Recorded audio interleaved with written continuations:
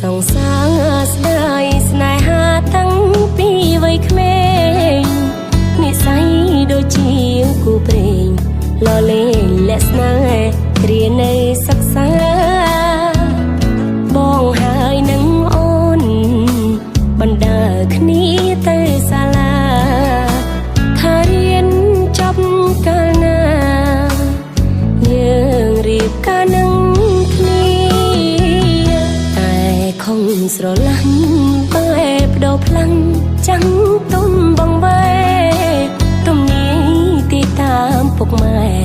ថាថ្ងៃខែយើងមិនត្រូវគ្នាបើហ៊ានជាគូប្រកាសច្បាំងជាវេទនាក្រៅពីពាក្យថាលាពុំងាកុំចាំទុនតឹងពេលនេះអូនជាប្រពន្ធគេហើយសុំទុំបងអើយស្នេហ៍យើងបានតែត្រឹមនឹងអូនព្រមតាមម្ដាយចិត្តកាយទស្សន័យប្រលឹងមានស្នេហ៍បានតែប៉ុណ្ណឹងកុំខឹងនឹងអូនណាបងបើមានជាតិក្រោយអូនសូមឲ្យជាគូនឹងគ្នាធ្វើម្ដេចជាតិនេះវេទនា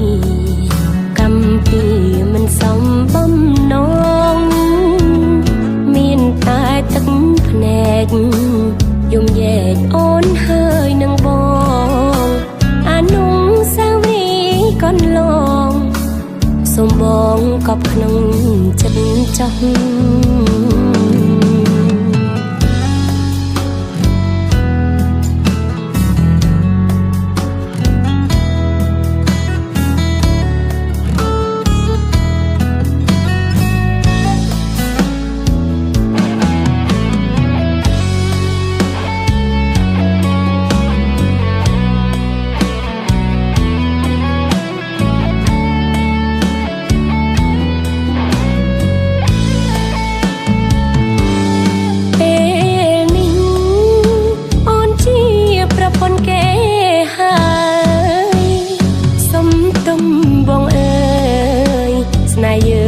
បានតែត្រឹមនឹង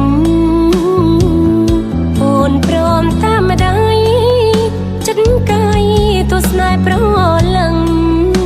មានស្នេហ៍បានតែប៉ុណ្ណឹងកុំខឹងនឹងអូនណាបងបើមានជាតិក្រោយអូនសូមឲ្យជាគូនឹងគ្នាធ្វើម្ដេច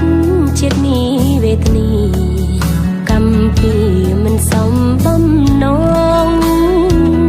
មានតែទឹកភ្នែកយំយែកអូនហើយនឹងបងអានុសាវរីយ៍កន្លងសូមបងកប់ក្នុង